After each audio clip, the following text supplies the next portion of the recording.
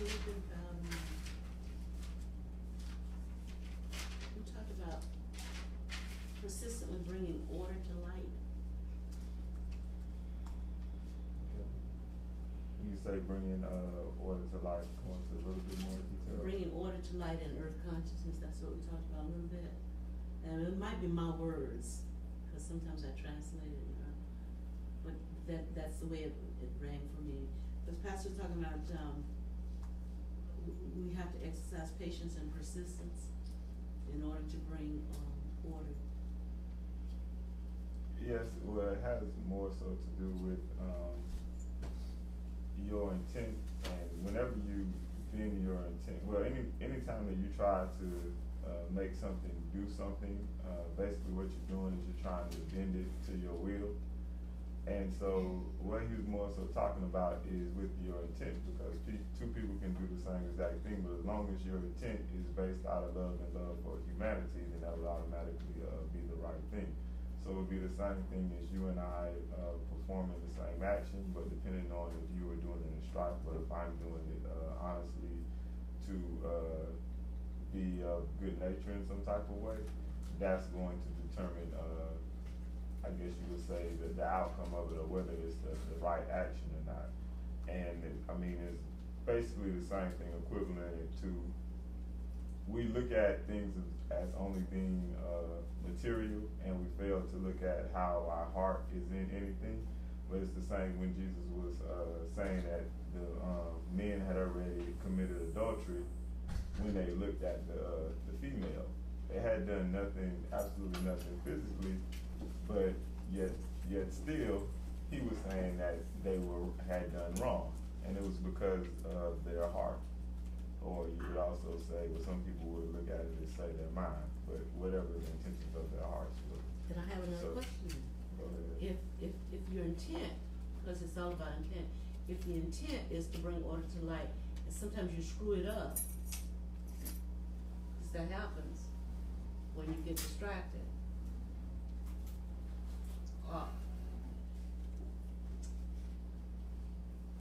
Is your intent still righteousness oriented, even though you screw it up? Okay. When you say, and let me get this clear, when you say to screw the intent up, meaning you intended something for good. Are you saying it intended for something good, but then it turned out in the bad? So, for example, no, it didn't turn out. Maybe I got distracted. My original intent was to do the right thing. That's what I'm saying. Is it your? I'm just trying to get clear. Is it your intent that got screwed up, or is it the outcome that you were hoping to bring about? My intent got screwed up. Oh, your intent got screwed up. Yeah. So your question is, let's start over again. Now I'm clear on that. Your question is, what was so if my intent was to do the right thing, but then it got along the up. path, yes. I got distracted, and I might have said something or done something that changed the outcome. I see. Have your motives changed? Oh yeah, some motives have changed now. That's what we just came up with. Yeah, it definitely changed. But it didn't. If our motives didn't change in the beginning. No. It would be the equivalent. Let me give you an example. Let me give you a concrete example. Go ahead. I was just simply trying to get my shoe fixed. And I took it to the place, and it wasn't ready when they said it would be ready. So I said, fine, when will it be ready? So they gave me another day. I went back, and then I looked at the shoe, and I said, but this is not sewn. You just glued it. If you're going to repair it, shouldn't it be sewn? Anyway, they gave me another date, and then I went back and picked it up again when they finally to call me to come get it. And I said, but it still looks the same. Did you sew it? And the lady got smart and says, well, ma'am, if you wanted it to look new, you need to get a new pair. And then, so my intent was to just... Well, she did.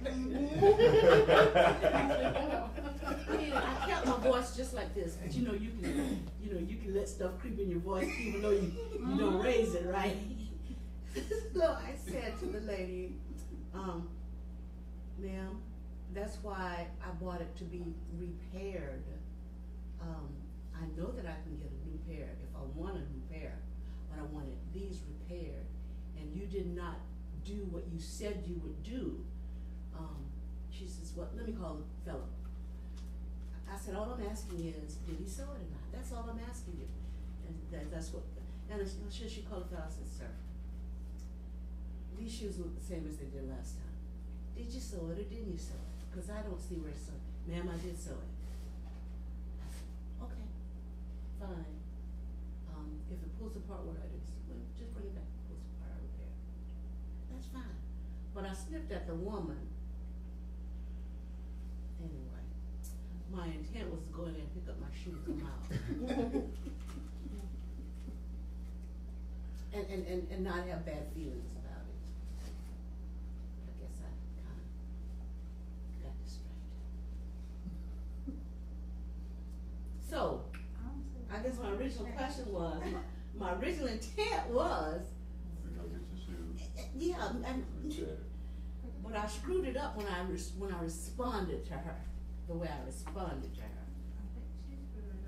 Well, she did, but the ball's always in our court. But your intent was still So the same. now- It was still the same, I still got my shoe, yes.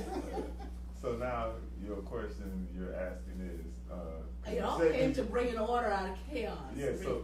so you saying as of now, or you saying that you react, or should you have felt the way that you felt?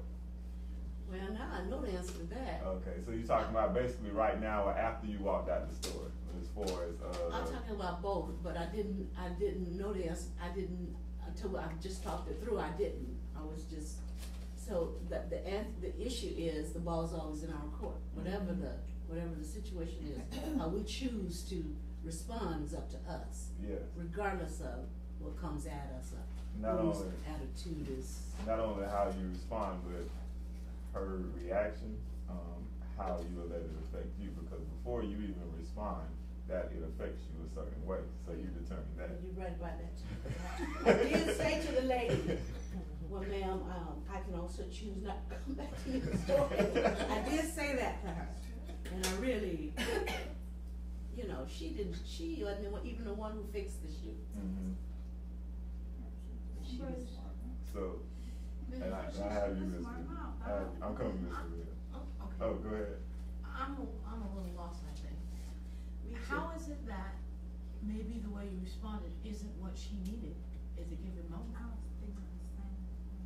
Well, We seem to think that love and the right thing is always being, what we consider to be kind. Yeah. But maybe that lady needed to understand and be reminded she's in a business and there's a way to respond to people. To her customers. Well, I guess what I'm feeling is the convicted part of it, of responding in anger. cause she's saying, Because part of it was, Yeah. I kept my voice controlled, but part of it was, of that control was controlled anger. It was underlined. so it would be the same thing, as, punishing, or reprimanding your child. You can do it, but it's the difference between doing it out of anger and you ready to kill them, cause they just like really tick you off, or doing it out of correction. So she could've reacted the same way, but she understand that in that moment, basically she was not recognizing the divinity of that lady, basically at the moment. So you can react to someone that does not look like it's a so loving way, but when we're talking about the intent, it's her intent. Can I ask a So question? you feel like, Ms. Barber, your intent changed in the situation? Yeah, I think it changed when I responded out of anger. Because I should not have said, although it felt good at the time, I should not have said, and I can, ma'am, I can choose to get a new pair of shoes, but I can also choose not to come to this repair shop when I need something repaired. And you Because guys I did saw that out of anger. anger. I I did that out of, I know, you know, it can cut. Yeah, cause we're not I'm like, saying, they're back we're there. not saying, cause we're not saying, That's we're fine. not saying that the lady did not, deserve, or maybe it was some correction that could have come out of, Miss Barbara reacting the way she did, because all of that is still true. But still at the same time, she's also affecting herself. When she's angry, let's say, okay, she went in there, she was having a very good day. She allowed it to affect her, and all of a sudden now she's mad, And I had about to bring it up her today. shoes. And this, depending on who the person is, I'm sure it didn't bother her that long. But this can easily go on from day to day to day into a week for some little matter that was very, very small and someone upset them. How many people go to work and some little That's person the ticked point. them off and they talk to that person maybe 1 minute, but they're upset for the entire 24 hours? So, let me back this up, so I kinda had this in my head, right? The fact that you were continually bothered by the way you responded, Well, as I drove away, I said, I'm not gonna let it, you know, I'm not gonna let it bother me. But, because I hadn't even bring it up today, says that I need to do something with that feeling. Can I ask a question? Yeah. I remember reading somewhere in the scriptures where it says to be angry and sin not. So how do you explain, how does that plays into, because well, Barbara's probably feeling that she committed something. That wasn't right, but, my thing is that if the scripture clearly tells you that you can be angry but sin not, what does it mean when it says sin not? Does that mean that you don't say anything back when you get angry, or do you keep your mouth shut, or do you just seethe in silence, or do you actually say something? Because I think, this is just me now, I think what she said to the lady was actually needed, because she probably done something, said, you know, being like that with somebody else, or was gonna be like that with somebody else, but now she would think about it. Well, what sin deals with from the Aramaic and the Hebrew is it deals with entanglement. So when we talk, and it deals with entanglements within thyself. So it doesn't necessarily deal with you're doing something physically. It has to do with as far as you being, I guess you would say, level or in that vibration, or however you want to put it. So when she got angry, and if that takes her kind of like, I guess, off kilter or whatever, and then she goes throughout her day like that, then that is the part that is actually sinful. So what she did was she immediately noticed what had taken place, and she had gotten herself together, and it was more so a learning experience. But yes, there's always an opportunity, just like it was opportunity for that lady to be corrected. Now, on the reverse, because none of us actually know what was actually needed for that lady at the time. Also, a lot of times what can be even more powerful is when someone responds a certain way to a certain situation that's totally not expected. And then all of a sudden that person wonders, wow, I just did that to that person, and they reacted that way. And then all of a sudden it becomes a situation of how and why did they react that way? How is that even possible? Because they know themselves that it's no way possible they could have seen themselves reacting in such a way where they didn't get angry and things like that as well.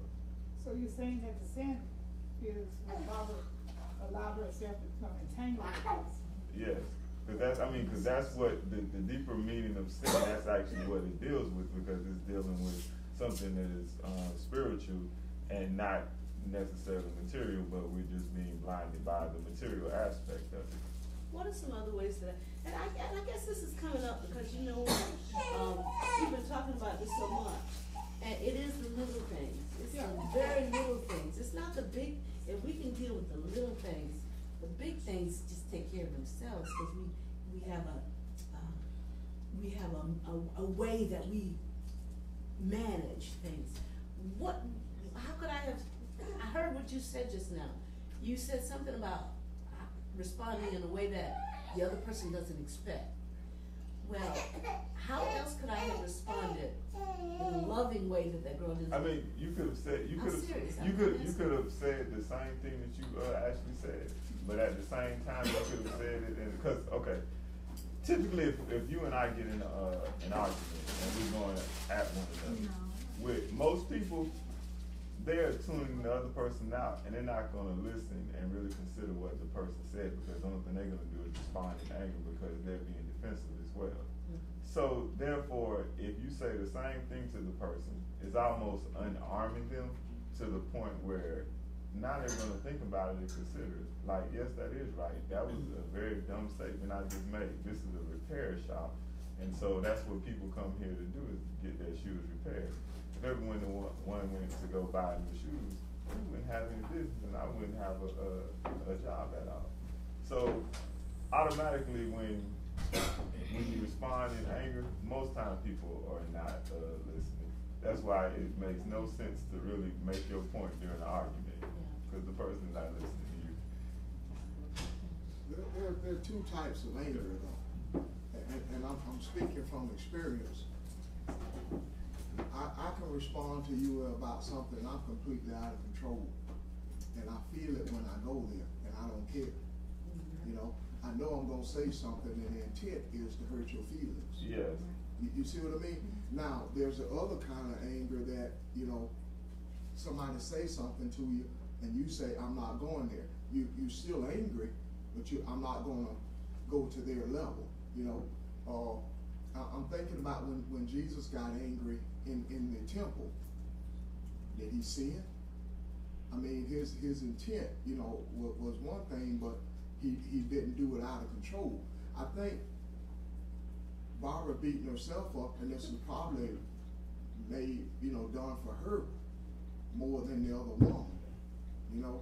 But at the same time, I think we can get angry and do things and say things and correct people, like if somebody mentioned your kids, and not step out of bounds, not get entangled. So every time you get angry, I don't think you get entangled, you know. So, I mean, there are times that you respond to people, you have this emotion, and to deny it or to say, you know, always try to suppress it, I think is unhealthy. Mm-hmm. It's there for a reason. But to step out of bounds, like I'm getting better at it, but there have been times that you catch yourself, somebody hit that button, especially if somebody's close to you.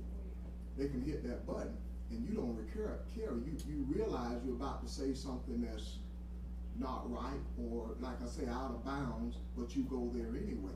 And you may feel bad about it later, but you go there anyway. So I'm saying there's different levels of anger, and sometimes I think we've been studying consciousness and being aware of things. Maybe this was for her to be aware of. Maybe somebody down the road is going to touch a button that now she's going to look at this and say, hey, you know what? I know how to better respond to this. I'm not going to do that. That's not what this person needs at this time. And let me definitely say that I'm not saying suppress your anger. No. Yeah. Because you can just sit there and look like a tree stump, and your facial expression or nothing changes, and you're still angry. So I'm not saying. Yeah, I just wanted to make that part clear. And Miss Carolyn, I was looking up the descriptions. The scripture, Ephesians 4:26. Oh, that's what it is.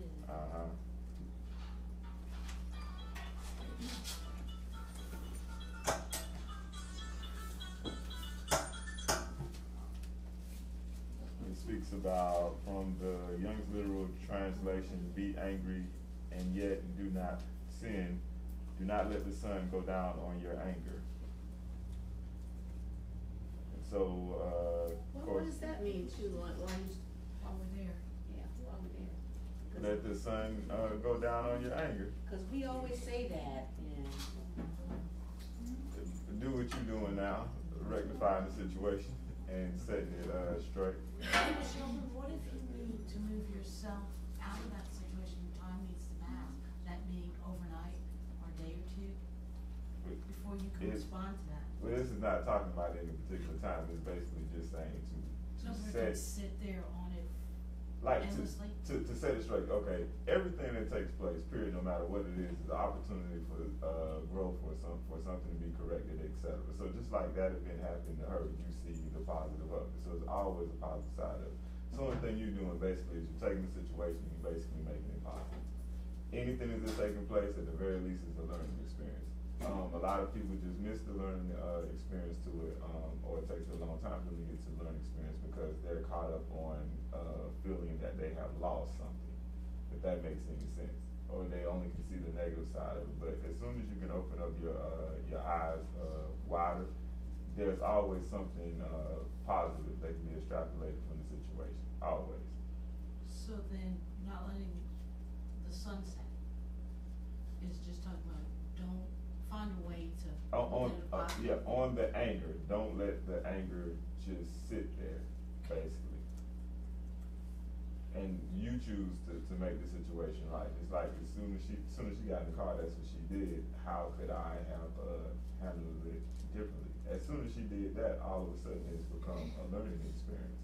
So all of a sudden it's definitely something good. As soon as she said, how could I have responded differently? It's like practice.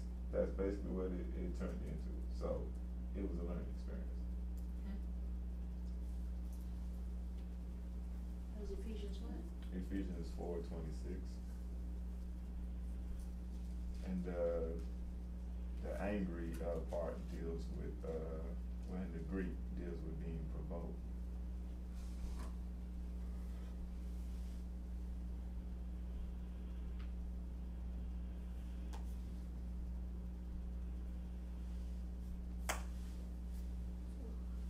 Well, I got that part right. I was provoked. Oh my gosh. It was one of those days I saw you, wasn't it? It was Fridays. I was, Okay. maybe if I'd seen you, Sheldon, I was, oh, I would be Sheldon. For a couple of days in a row, I saw her come zooming by me.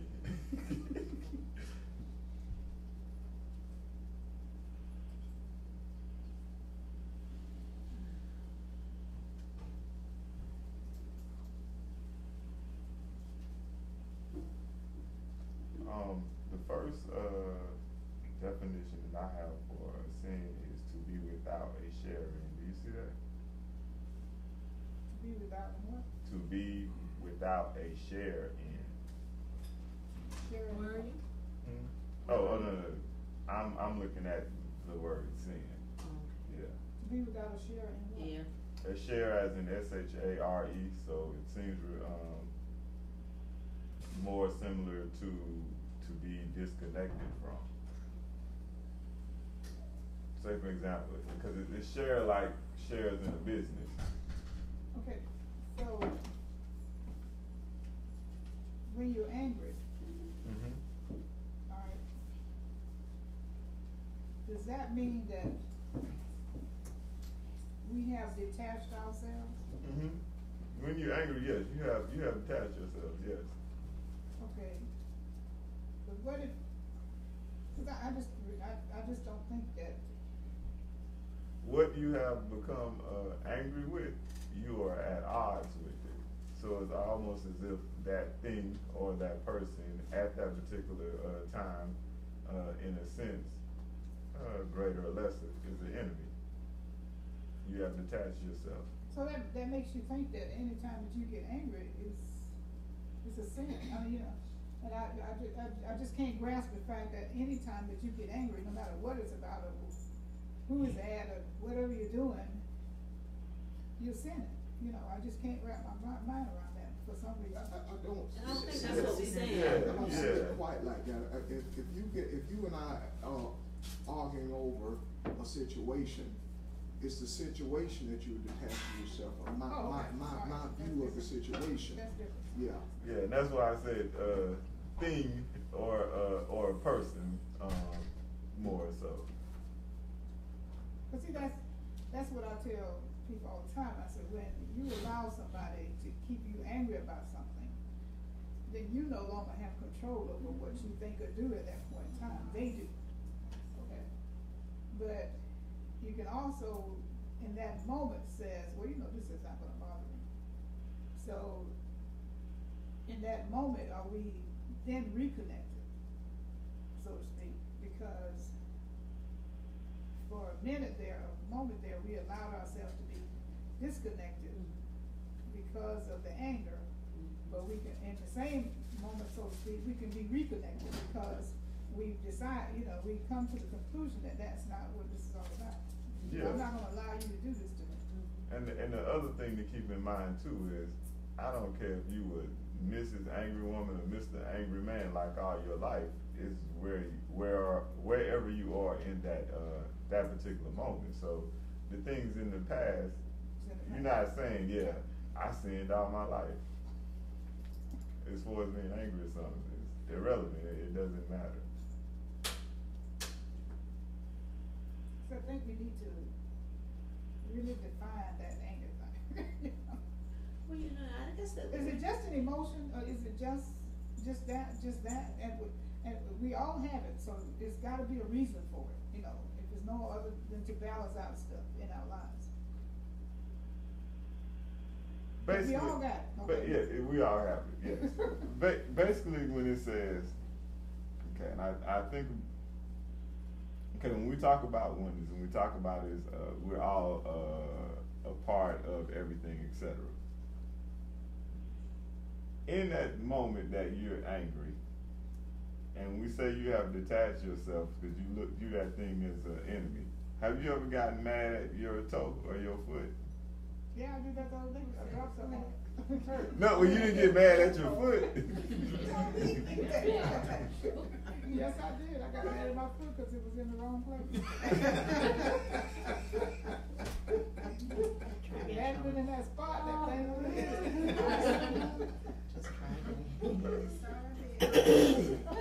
So you didn't see yourself as being responsible for having your foot in that place? After I got past the little painful part of it. So you didn't. Somebody had to take it. I said to myself, well, you the one carrying the foot, that's why it's So you didn't get mad at the object, you got mad at your foot. Why was you in the wrong place at the wrong time? The object was You going can't where get it's mad supposed to at, go. how you gonna get mad at something that moved because you moved it? Well, that's what I'm saying. Well, that's what essentially happened with your foot. Your foot was there because you didn't move it. That's what I said. When I thought about it later, I said, you weren't carrying the foot there, so you know.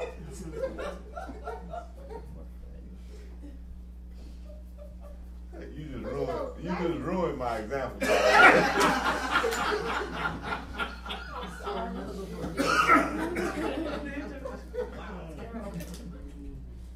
I think no matter what religion you look at, when it talks about channeling, when it talks about meditation, when it talks about breathing, it's talking about your feelings and emotions. Mm-hmm. And how to line those up. And we don't recognize that our feelings and emotions, including anger, is a channel. It's an avenue to take you places.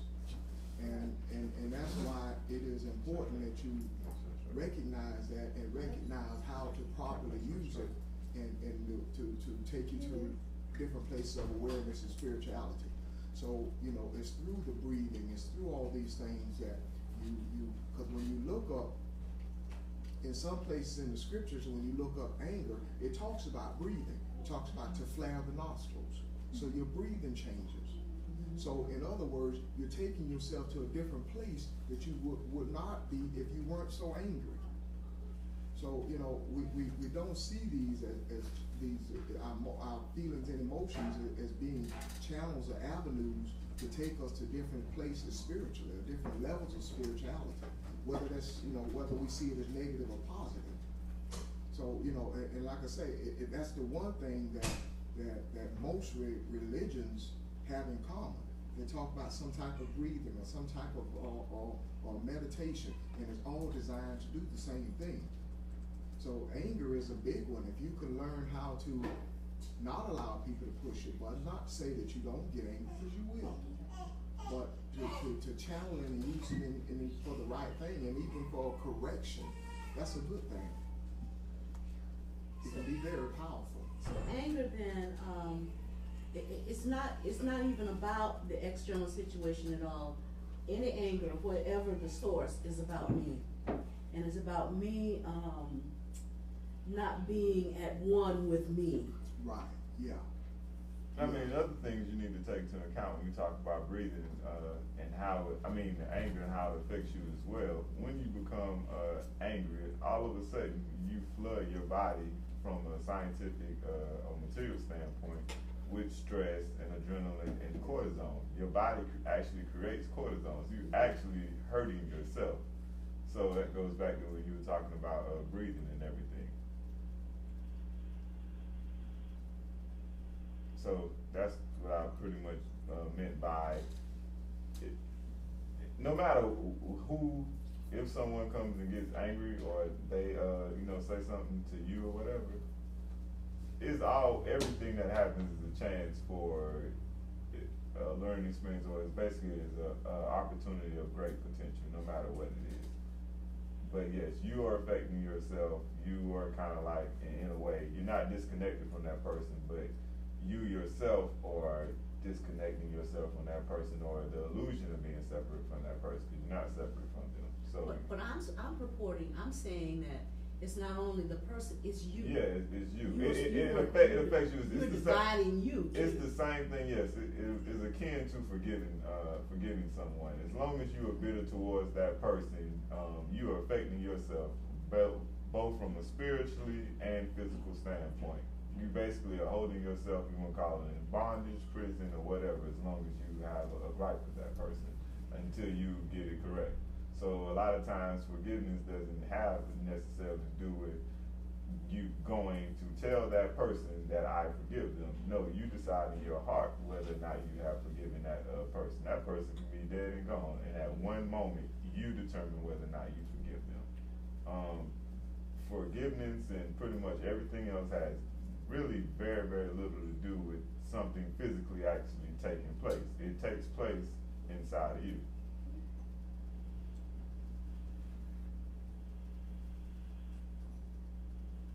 Questions? I want to go back to do not let the sun go down on your path. And if we look at what sun means, it means light and it means rays, all of that stuff.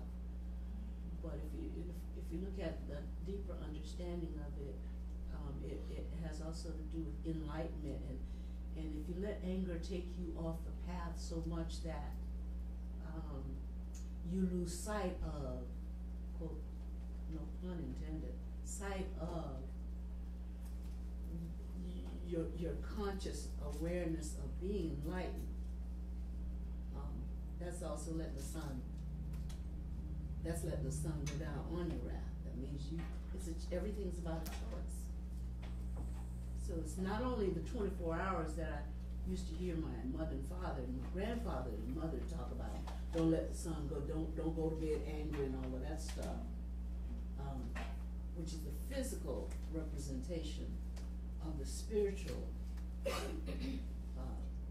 going to sleep versus being awake and enlightened, in a sense. How is sun defined there? Does it say anything about day? Sun, rays of the sun, the light of day. Day.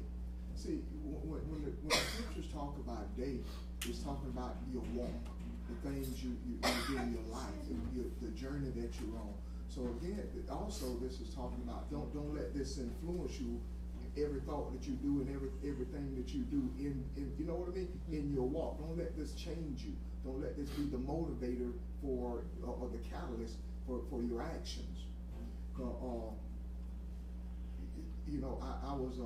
I had something to happen to me at work where a person did something that clearly, when they did it, I think no one would disagree with me that they would be terminated for it. But my thought was, let's hold off, let's wait. And it took me 3 days to get back to that person to terminate them, because it took me that long to kind of calm down. It made me angry. But my thing is, immediately, even though in my anger, and that's what I mean by stepping out of bounds, even in my anger, I realized this is a person that has a wife and 3 kids. So you know what he did he needs to be terminated, but at the same time, you affecting the whole house here. So I sat down and talked to him. I said, you know, we're gonna deal with this, but not today. Just, you know, we gotta come back to this, we gotta deal with this. And each day I kinda talked to him about it a little bit more. And finally I told him, you know what? They hiring down to so-and-so. You know? So letting him know that, hey, when we sit down with this thing, this is gonna be the results of it. But sometimes I can let that thing carry on through my day, and it affects me the whole day. But you gotta watch, because anger is a very powerful thing. I don't know that question. Mariah, you saying how you were affecting his family? What about how he affects his family? Because with me in management, and I've been in management, I'm retired now, but I was in management a lot of years. When I sat down and talked to somebody, most of the time, it was not for insubordination or anything like that. They weren't coming to work. Okay. I didn't take it as I affected them. They affected their record. This was your record. I'll let you see my record. This was your record. And it's just something that has to happen if you're in management. If they're not doing right, they're affecting their family. Not necessarily you. Now see, something like that is cutting dry. Person don't come to work. That's like telling your child, if you step out of his yard, these are the consequences. That's cutting dry. But this person started cursing at a bunch of managers out of anger. How many times all of us make decisions and do something, especially when you open your mouth in anger and you're sorry you did it. A lot of times when you recognize your anger, you best hush, because you're going to make a decision you regret. Yeah, but And see, he made a decision that he regretted. But I recognize the fact that he was angry and what was going on at the time.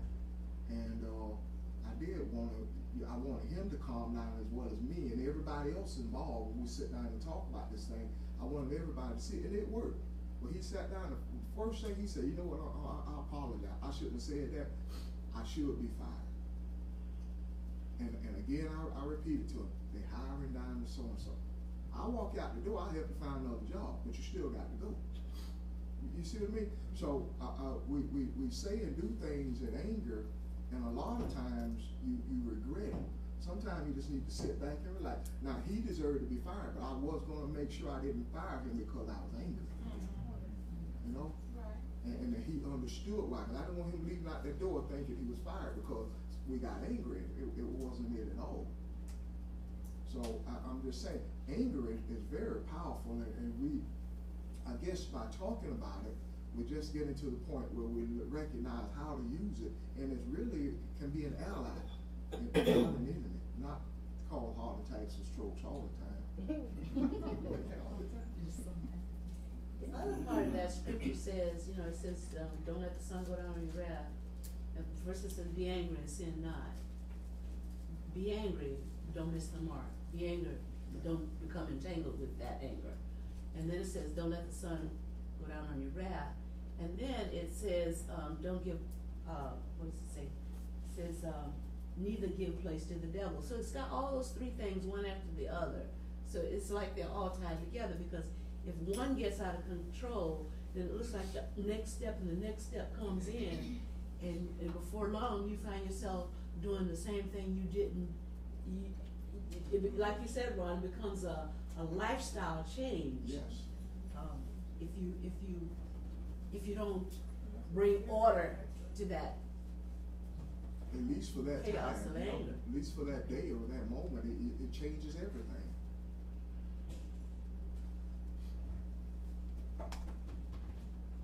And I'm not talking about an outside devil, I'm talking about the adversary, diverse thoughts, things that you wouldn't have even thought just come in your mind. You know, the heck with her, what does she mean talking to me that way? I'm paying her to do this job, and she's treating me like I'm doing her a favor. You know, stuff like that comes in your mind. and you start meditating on that stuff. I guess I got to go back to the shoe shop when I need another shoe. I gotta do the final correction. See the same way. Yeah, it's interesting. I'm not, maybe I am defending her, but I was just kind of wondering what kind of treatment she's received from other people that she felt comfortable, felt like she needed to respond that way. That's true. Or what has she given to other people also? It could go either way, Yeah. but I'm like, I remember working behind the counter and how people would throw money at you and stuff like that. I'm just, maybe that's just like her defense mechanism because she's been treated like garbage for so long. You never know. Hmm. You never know. Anyway. Oh, everybody looks at me for me to respond. But I was thinking, what I was thinking about though, with anger period, anger is when someone does not feel like they're in control of the situation because the situation did not go the way that they wanted it to go. So it did not go according to their will. So it actually fits in with both you and that lady because at the very least, I don't know very well what Janice said could have taken place, but at the very least, she did not want to hear you asking questions about that shoe. Which of course angered her, and you just expecting your shoe to be repaired and you to go ahead with your Friday, did not expect to have problems out of your shoe again after already coming there, with this being your second or third time. Also, when I look at wrath, it does have what you were just talking about as far as exasperating the situation and carrying the situation on to being more. And what typically happens is our entire lives are actually controlled by some event in the past that was actually very small. And so all of us have these little idiosyncrasies that we will not do or indulge in just because of some little small time when we were 5 years old and it went wrong. So that it does affect your life and it does go on. Not only that, but what's also funny, when you don't correct that situation, you let the sun go down. And we talked about cortisone being created and stress being flooded in your body, etc. Another thing that is actually taking place, and I've been reading about it as far as how our mind works, you actually experience that experience that you had in the past all over again. So that stuff, as far as your body is concerned, happens all over again. So that's been exasperated until you correct that situation. So if I mention something right now that maybe a taster version of something you've had, and the last time you had it, every time you think of this particular food, it makes you recall throwing up, then your body will feel the effect of that again. Like if my blood pressure went up because of anger, every time I think about it, my blood pressure will go up and it affects me. Your hair on your skin raises and everything. So that was like remarkable when I found that out.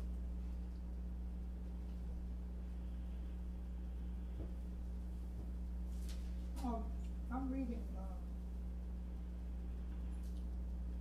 the verses after 26. And you get down to 29, it says, let no unwholesome word proceed from your mouth.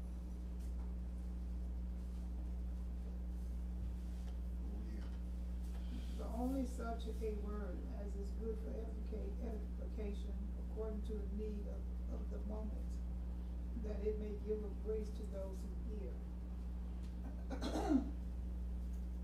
So what makes your words unwholesome? The anger? Your intent behind the word. So when Barbara said what she said,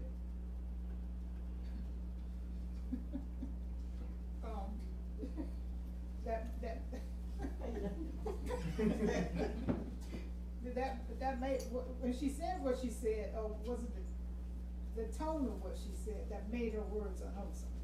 No, it's not the tone, even though you automatically, or when I talk to you or someone talks to you, you automatically read my tone and body language and everything like that. it goes deeper than tone. That's what I'm saying. It always goes. It starts off in your heart and how you feel with it. So your intent is what makes the words unwholesome.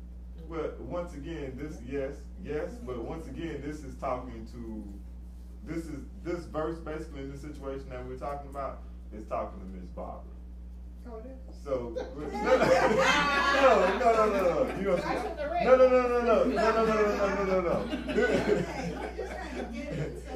All of you got me. No, let me explain myself. What I'm saying is, it is not saying that the other lady, the female who's involved in this situation, is just gonna just die off some way, or this is the worst thing in life that can happen to her, or anything like that. What I'm saying is, this particular verse is talking to her as far as to help her and understand how to walk her path, so to speak, if that makes any sense. Yeah, the word talks about to be rotten or worthless, have no value. So, That can talk about his problem. I let it fester in me, and we'll be talking about I'm gonna start teaming up with Pastor.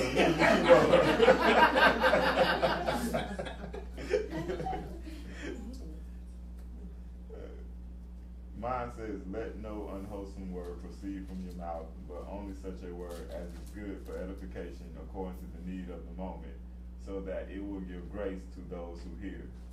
So clearly, basically what mine is saying is, if you think that your word is going to bring some good out of the situation, as far as help the lady out, then yes. And what that means is that's void of just trying to make somebody, when I was talking about intention, it's void of just, man, I want her to have the worst day in her life. I want her to feel just awful, just lower than the ground. That's not edification. However, if you tell her something and you thinking in your heart and in your head, I need her to do better and not treat her customers like this or something, which when most people get angry with someone when they respond that way, that is not what they're actually thinking. Then that's different. So that goes back when also with Ms. Vermeil, when you were saying about sometimes it is needed for someone to react in a stern way to someone, which is definitely true, because that's the only thing that gets their attention.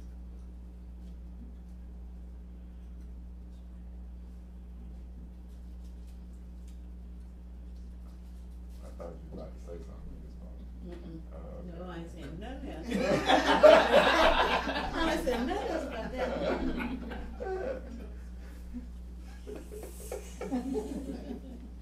Thanks, Ms. Barbara, for bringing it up, though. Well, it's just such a little thing, but we just It's a big thing. It's awesome. It can't be all. Well, what about the next verse? Which one? 30? It says, don't let the corrupt communication proceed out of your mouth, blah, blah, blah. That, blah, blah, blah. But then it says, and grieve not. Which verse are you in? I'm on 30. 30. Mine says, I think I saw it.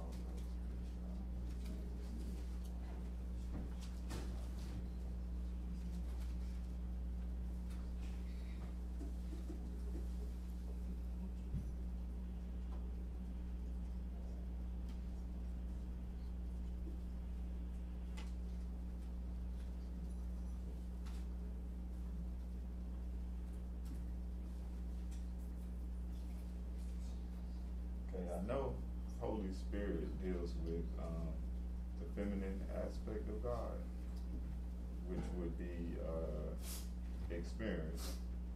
So that would automatically denote the situation that just took place. And back to you, Ms. Barbara, the reference of the shoe store incident, the experience of that.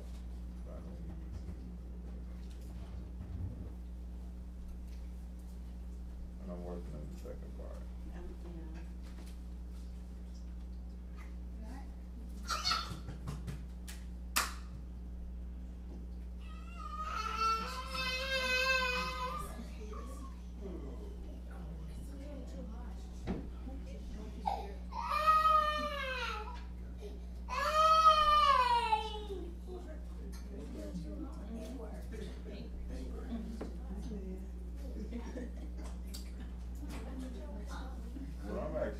getting is,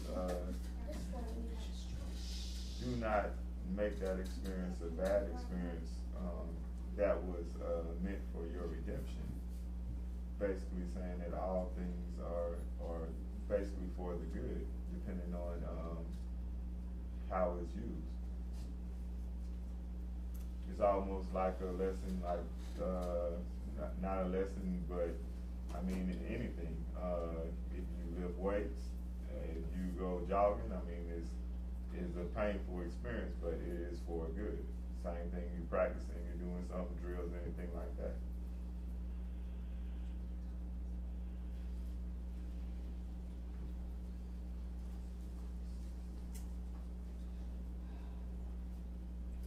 So if you walk in that unforgiveness, then that's when you, again, like we said, you're not at peace within yourself. The feminine and the masculine energies are separate because you're not giving understanding and forgiveness. So what you're saying is then that don't let it get so it germinate in you so much that it affects your redemption? Well, it was saying that it was the whole incident period is for your redemption. So if I let it, it would be for my redemption. It is supposed to be. But Yeah. if I don't let it, Yes. that's what I'm saying. Yes.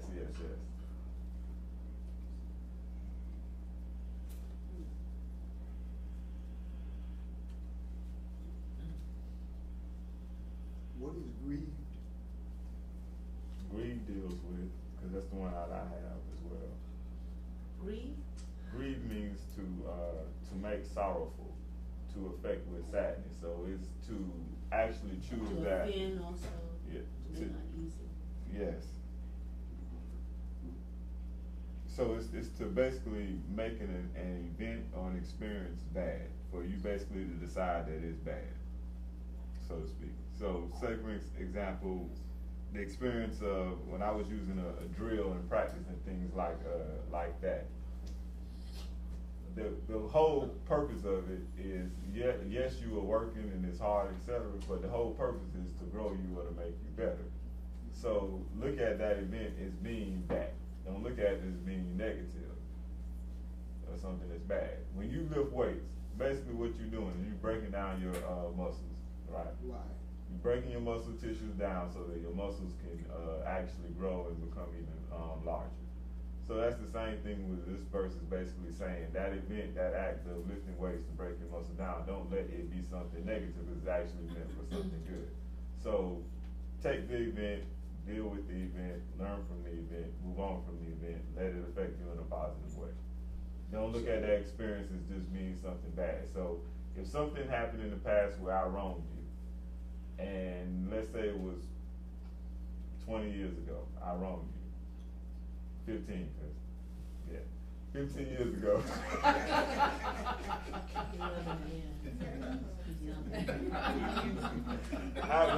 It could have been 20. I was a bad 10-year-old. You had anger issues. But let's say I really angered you, and let's say for 20 years ago, let's say 18 years of after that particular incident, you held on to this as it being a very bad experience.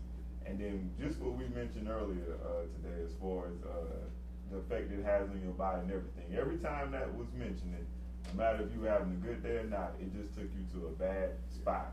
It could ruin your day. You could be having, a good, decent day, and all of a sudden you're having a bad day. Okay? Now let's say at that 18-year mark after that incident occurred, all of a sudden you realize that you learned something or some good came out of that event.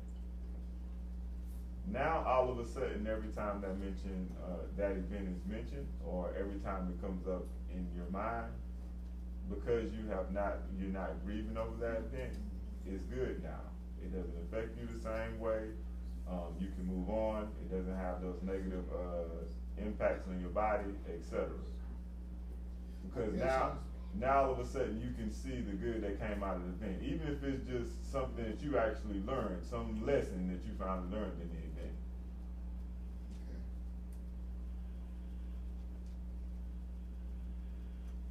And I see that. Because I mean, it's the same way. But when I say that, I'm speaking from personal experiences. Like you can have it could have been past relationships, past friendships, or something like that, and they could have ended a certain way, or you could have been not happy about the way that it turned out because it wasn't your will, so you got angry. But then after the fact, you could appreciate that particular situation because you could see what you learned or you took from that situation as well. Now this part sounds a little weird, okay? But hear me out. I wonder too, when I say, that happened 20 years ago, but I forgive him. I forgive. I truly got something from it, and I see this. Does it also affect you, even though you're not there, and even though you might not be in Earth anymore? Does it affect you? And the only reason I'm saying that, I'm looking at the previous verse, and it talks about give grace to those who hear. So it almost makes it sound like it affects both parties. And I'm not taking here to mean we in physical proximity to each other that we can. But it hear does. voices. Yeah, it does. I mean, because you now what you're getting into now, you read the source code, right? Yeah. You read the source code. You have a copy of the source code. Yeah. So I mean, just in that alone, it tells that it does have that effect. Basically what we're talking about is basically scientists did an experiment and they hooked it up to electromagnetic. They hooked plants up to electromagnetic machine. And basically, from the conclusion I can tell you so you can follow me better, that we found out that plants are living. So what the guy did was, he had some thoughts of cutting the plants up and doing all these different things, and he was noticing how the plants would affect as far as on the electromagnetic machine. And it really didn't do anything. So then all of a sudden he had a thought about burning the plants. So then all of a sudden it was the equivalent of the plants started screaming because all of a sudden the Needles jumping around. yeah, the needles as far as the little monitors or whatever changed drastically. So, okay, that was one thing. He was in the same room as the plants, etc. So goes back to the whole oneness thing. So then he went somewhere and he was like at least 1,000 miles away, and he left the plants hooked up to the machine. And so then he noticed that he remembered the time that he was having some thoughts of the plant and still destroying the plants again. And so then when he got back home, he looked at the charts and the readings, and once again, the plants could actually feel and know that he had a thought of actually burning them. So what Ron is actually talking about right now is when you forgive someone, it's the equivalent of redeeming that person. But it goes further than you redeeming that person. You telling that person it actually affects that person, no matter if they are close to you or they are away from you. Because the connection is still there. Yeah, the connection is still there. And they also have done studies as well as when people with who are thinking positive, etc., walk in the room and other people might be in the house but not necessarily knowing that who walked in, it actually affects them. So they have done many studies like that. It's just not something that's really in mainstream media.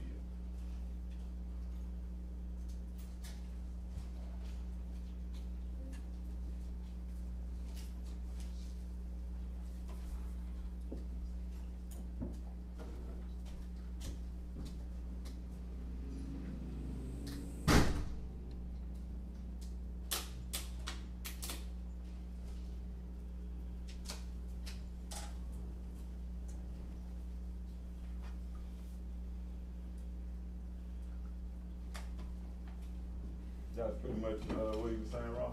Yeah, sure. Oh, sure. Appreciate it. Thank you.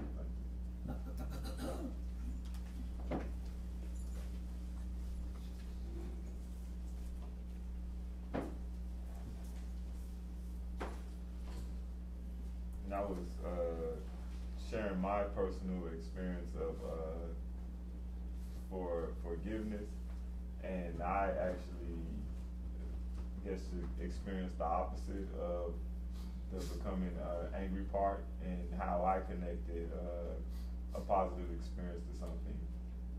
Okay, my brother was murdered, and like 10 years after the event, well, first after going to school and having nightmares all the time of being in gunfights and waking up in the middle of the night in cold sweat and my heart pounding and just a very, very stressful situation. I eventually came to the point where I felt like I had forgiven these individuals that nothing happened to because they were actually once my friends. But I had came to the conclusion that I had forgiven them in my heart, but I was not 100% sure that I had done so. So on one unlikely night, like about exactly 10 years after the situation, I ran into them, and the experience that I actually had was very liberating, and I could tell it did just as much for them as for me. We basically shook hands, I gave them a man hug, whatever you want to call it or whatever, and then we pretty much just, went on our ways. But still, that's when it became real to me that I had known that I had done that, or I guess achieved that or whatever, because I saw them face to face. And so now all the negative thoughts and or whatever that I may have associated with that particular experience in the past, as far as they're concerned, whenever their names are mentioned or anything like that, that's not what takes place anymore. Not only that, but I mean, I'm just as likely to help them if their car was broke down or if they needed help just as much as I'm willing to help anyone. So that would be a prime example of a situation where not only did I do that for myself, but what you were talking about as far as giving them grace as well. I mean, you could literally, for me, it was just very, very liberating, but at the same time with them, you could tell that they were at ease because I more so engaged them. You could tell they were very nervous. It wasn't that they were angry or anything with me, but they didn't really know, and I guess the entire time felt very guilty about the situation.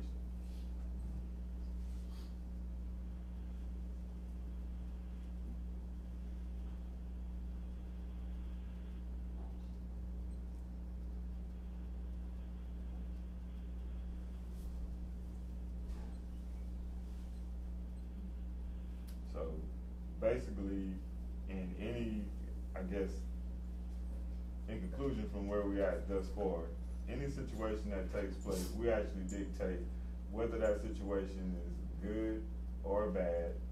And we also know now that basically our anger is based upon things not going the way that we hoped them or planned them or wanted them to go. But we have the decision whether or not to redeem that situation. So it puts it in a situation where you thought you were out of control because things did not go the way you wanted to go. You actually are in control because you're in control of deciding whether that event is good or bad. Nobody decides that but yourself. Because I mean, if you think about it, if that situation had gone another way, yet still you decide whether that way that it actually went was good or bad in your head.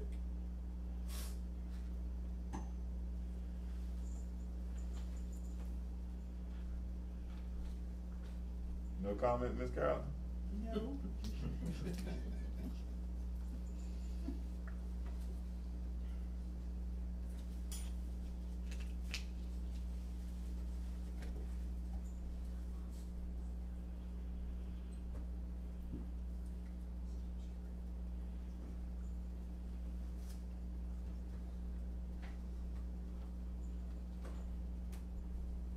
So, are there any other questions about that, or concerns, or thoughts?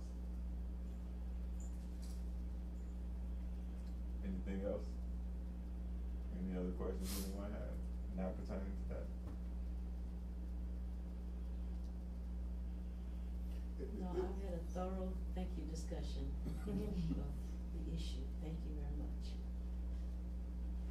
What are you about to say, Ron? Have you ever noticed it in a situation like that where, because you gave a real example, and that was powerful, talking about your brother, but do you ever come to a point where you recognize that, you know what, I actually forgive them, and then you forgive yourself too? That's what. You know, you actually think, you know what, I forgive forgive me too, because you recognize that you hurt yourself by holding on to it for as long as you had. You know? At least that's been my experience. Nothing as deep as what you just described, but I can get there too with my anger about things that seem trivial compared to what you just said. Freeing yourself from bondage. Yeah, exactly. I mean, that's what forgiveness is doing, but people just don't realize it. But you're holding yourself down in most cases more than that other person who you're upset with. It's a little saying that you can't hold someone down in the ditch unless you're in the ditch with them. But you know, the bigger point today is, I think, it could have been some unforgiveness that was very small in those guys' lives early on that grew to the point where they did what they did. Mm-hmm. And so the issue is not necessarily comparing that to whatever, it's any situation of unforgiveness, of however large or however small. If you let it get out of control, it could lead you to do almost anything. I often describe it because I can feel it in my heart. A thought can give birth to other thoughts. Mm-hmm. And you can feel it expanded in you. And especially anger or something that you know, towards another person, you can feel that. It's not just one choice that you've chosen. It's like it's exponential because you have actually chosen to walk down a certain path. Like I'm going to walk down the path of anger. So we're going to take all the other stuff that we come across on that trail. The next time you see that person, you react to that, and that person forgot. And there's all that stuff you picked up on that trail too. Yeah. Man, the only thing I did was went in the refrigerator and ate your food. That was last week. Last year. But don't you find that when you hold on to stuff like that, you're virtually still there, period. You don't move on, you know what I'm saying? Mm-hmm, that's what I'm saying. Not just in that area of your life, but in all areas, you still stuck in that one little spot. Yeah, that's what I'm saying. You actually stuck in that experience that is uncomfortable to you. Yes. That's where you're stuck. You're stuck in that ditch. And if you're not careful, you take comfort in being there. I had to, when I got to where I was beginning to know who I am, I had to ask the forgiveness of my children because of some of the stuff that I'd done that, that I still thought about, And I told them, I said, but I have already asked for forgiveness of the Lord, and I have already forgiven myself. I just want your forgiveness because I don't want you to be stuck back there in that part of your life either. I want you to be able to move on from that. I said, but I've done all I can do. If you don't forgive, that's on you. Mm-hmm. But it's just when we're raising children, we think that there's not a roadmap, but there is one. God gives you one. He doesn't give you children without giving you the instincts that you need to raise them. But we sometimes, like Ron said, we step out of bounds. We do stuff that not right with them and not even right with us. So I think forgiveness is such a major part of our lives. It's just that sometimes we think because I say I'm not worried about that, that's not forgiveness. That's just you may not be worried about it, but you need to forgive yourself and forgive the person who you think you married. I told my granddaughter that the other day. She came home from a picnic and she said that she was at my niece's house, she had lost $100. And everybody there was in the family, and so if anybody found it, they should have given it back to her, but that didn't happen. So I said to her, I said, it's only money, okay? I said, where that was made, there's something made every day. I said, but you need to forgive the person that you think found it. Forgive them.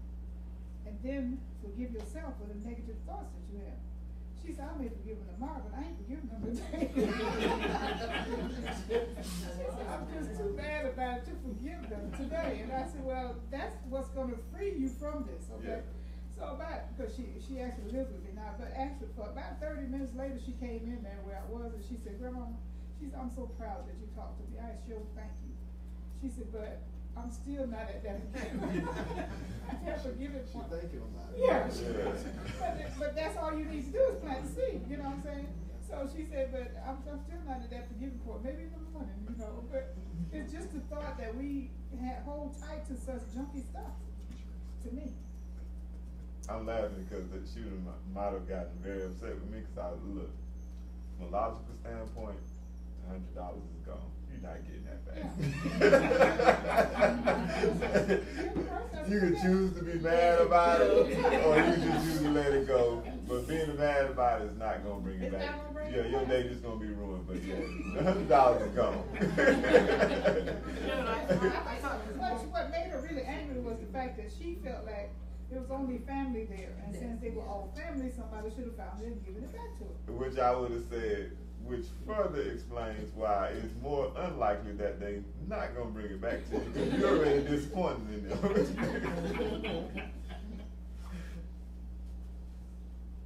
But I think that's what I was trying to tell her. As long as you hold that unforgiveness there, and you're still at that point, you're still at the picnic. You never left. But you know, sometimes we just hold on to stuff. And I also wanted to be known as well, just say it to no one in particular.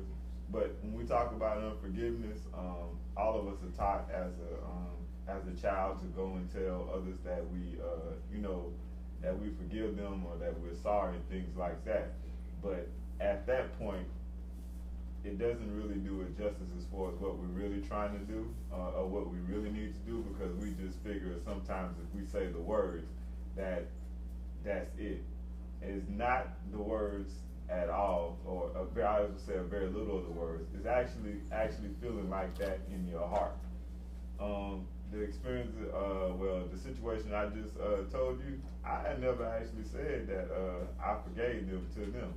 They definitely never said that they were sorry, even though I didn't feel that way because I wanted them to feel like they were sorry. I wasn't trying to get that out of them. The only thing we did was spoke. So it was just the equivalent of basically, I guess you call it dap or a man hug, and just what's up, and that was it. So it wasn't just, man, I forgive you, man, I'm sorry I did what I did. It's nothing like that. Another thing is that your forgiveness cannot be dependent upon someone telling you that they are sorry or that other person is feeling sorrowful and things like that.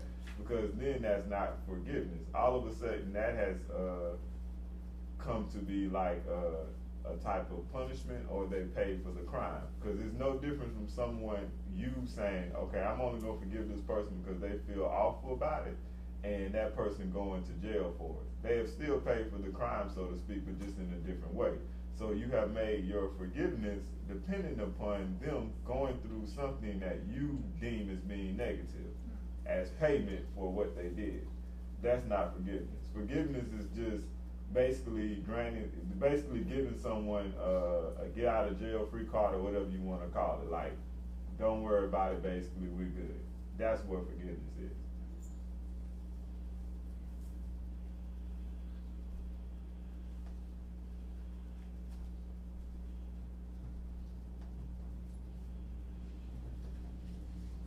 I wonder too, though, what your approaching them did to them. Well, I could automatically tell, and the funny part about it was, it sounds crazy, but that was the part that I think felt the best.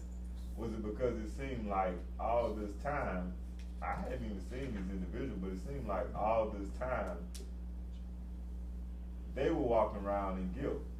And so it felt good to me because I could actually release them. Like,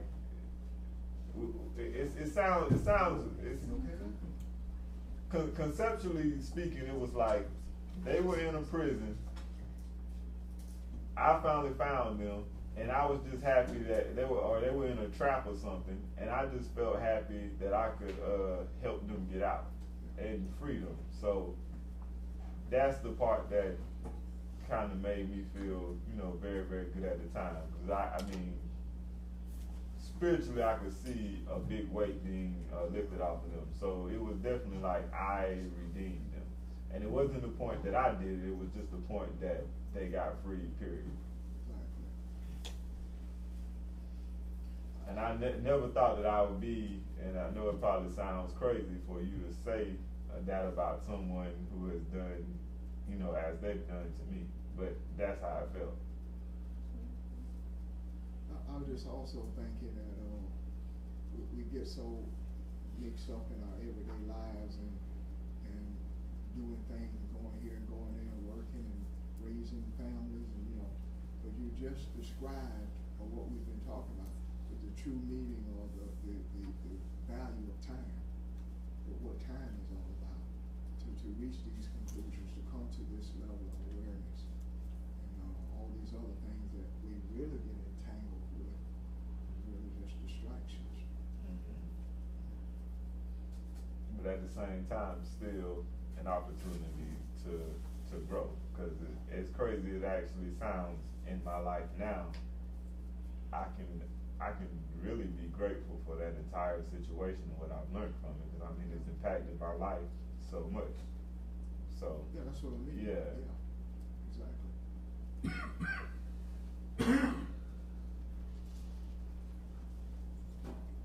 So if we look at forgiveness like loosening or releasing or liberating not only someone else but ourselves, when we do that, then we become open to receive other stuff.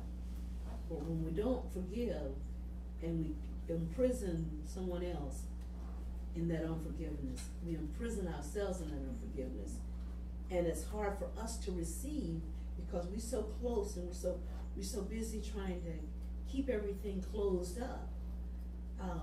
But when we free ourselves and others, it's those new experiences and those new things that become even more available to us. So that's another way to look at it. Forgiving somebody is, more importantly, liberating ourselves. Not only that we liberate them, but more importantly, we liberate ourselves for other experiences. They have other experiences and they have choices, but the buck always stops with us. So.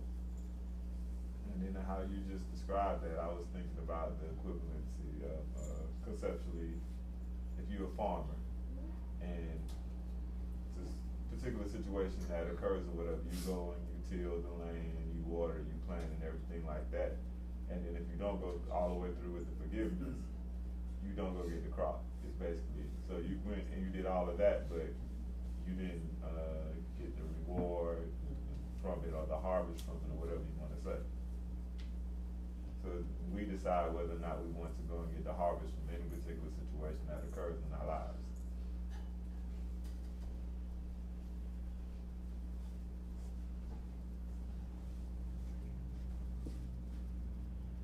John, can I ask you a question? Were those relatives of yours that killed your brother? They weren't relatives, they were close friends. So like in high school I played on the football team with them, and one of them, my family, was very, very, very close with this family. And so we had spent a considerable amount of time together. We were very, very, very close. Say it again? Close to relatives. Yeah, you can say that. And Yeah. I'm asking that because sometimes I see it and then I experience it where a total stranger versus a family or close friend, it's like, it seems like you forgive that total stranger quicker, but that family, you let it linger and linger and linger, and I don't understand why that's like that, and if that would have had an impact on your time and forgiveness and all that, if it was somebody you didn't have a clue about. I guess because you could see, I guess, a stranger doing that before someone who's actually closer to you, because you think you have a relationship with someone who's a relative or a friend or something like that. So you just think it would be harder for them to do that. Now I can say, just because because we don't really run in the same circles. Like I would never run into these people in the like anywhere in the street or whatever, even though like we might have been in the same city. That never ever occurred. After the fact, after that one incident, it started, you know, occurring here and there. But I think it might be because of our expectations on family members is a little bit higher as far as how they would treat us and the things that they would do. So just like the thing with the $100 being missing, it wasn't the fact that somebody stole $100, it was that somebody stole $100 that knows me and is supposed to be blood related to me, etc.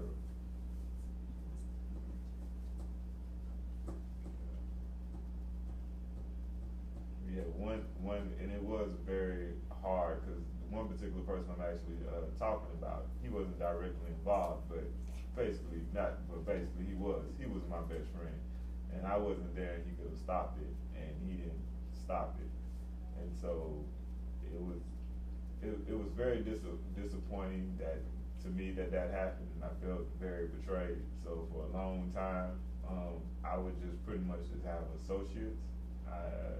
I never really had anyone close to me. And then it was funny because earlier this summer, I was working out at the gym, and there's another female who I know who's working out, and he came in, and I hadn't seen him actually. I saw him maybe 2 years after the incident, but I saw him, and I found it because she was like, "Who is that?" She asked me after the fact, and I told her. She's like, "Yeah, y'all seem like y'all were best friends or whatever." Yeah, so.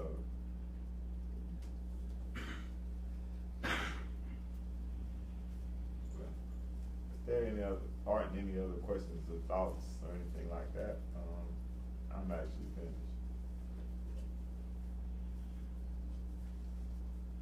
Ms. Bobby, you finished? Ron, you finished? Ms. Carolyn? Ma'am? I'm not messing with you. She's gonna cut you. I'm gonna step to the side and watch.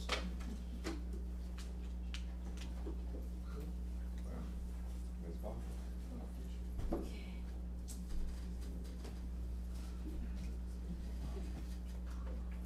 The light of truth and the truth of light that we are reminds us there's nothing greater than